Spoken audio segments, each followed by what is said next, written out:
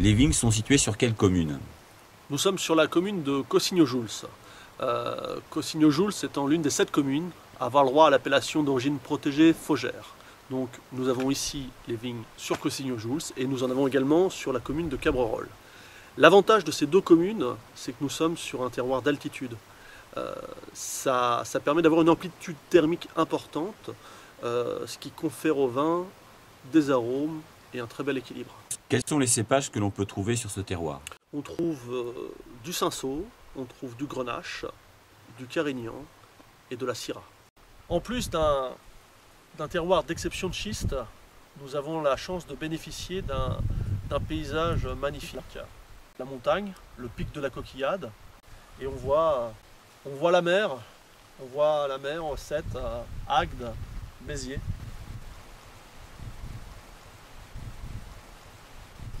Comment est né ce projet d'acquérir un vignoble en copropriété avec des rugbymen? L'idée est partie d'une soirée un peu arrosée avec Peter de Villiers. Avec Peter, on a déjà monté un domaine sur Faugère, le Massangel.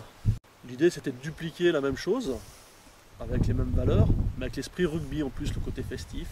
Un vignoble en copropriété, mais juste avec des rugbyman, ça permettrait de se retrouver entre nous.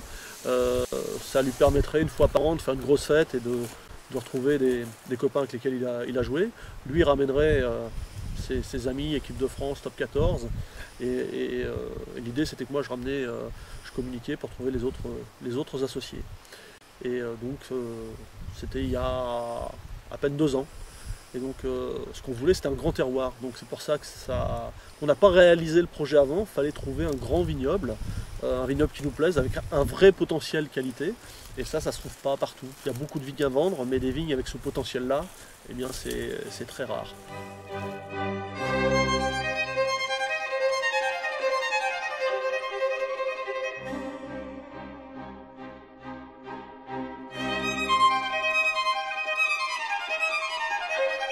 Donc le schiste, c'est de l'argile compressée. Faugère se caractérise par un terroir de schiste avec des nuances sur l'ensemble du vignoble. On a la chance d'avoir du schiste gréseux. Ça confère au vin de la minéralité. Et on peut voir que la pierre en fin de journée est chaude.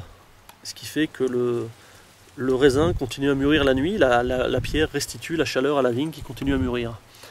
Et comme la majorité de notre vignoble sera basée avec des cèpes qui sont en taille gobelet et non sur fil, les grappes seront plus proches du sol, du terroir, donc vont pouvoir bénéficier de la chaleur que va apporter le schiste. Quel est le type de culture que vous envisagez?